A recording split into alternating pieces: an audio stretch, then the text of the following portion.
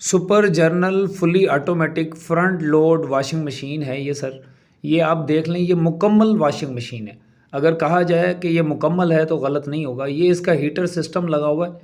ये हीटर है इसका जो कपड़ों को सुखाते हैं। ठीक है, कपड़े सूखते हैं इससे, हीटर से।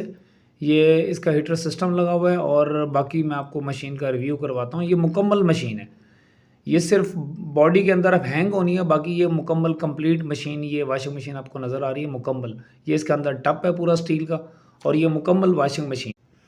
और ये आप देख सकते हैं, मैं अभी आपको दिखाता हूँ कि इसकी ये मोटर, ये देखें बॉडी के साथ लगी हुई है।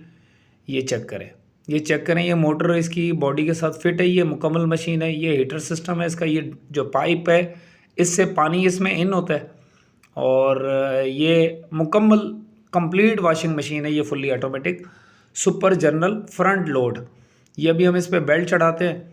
तो बाकी ये सिर्फ मुकम्मल मशीन। अब इसकी केसिंग के अंदर हमने इसे हैंग करना है, और ये मशीन अब हमारी रेडी है। तो ये जनाब हमने इसकी बेल्ट चढ़ा दी, और ये चेक करें जी, ये मुकम्मल अब वॉशिंग मशीन है। मतलब इसके अंदर कोई चीज़ और नहीं है, बस ये अब हैंग होगी केसिंग के अंदर, और ये मशीन मुकम्मल हो गई। तो ये फुल्ली ऑटोमेटिक वॉशिंग मशीन।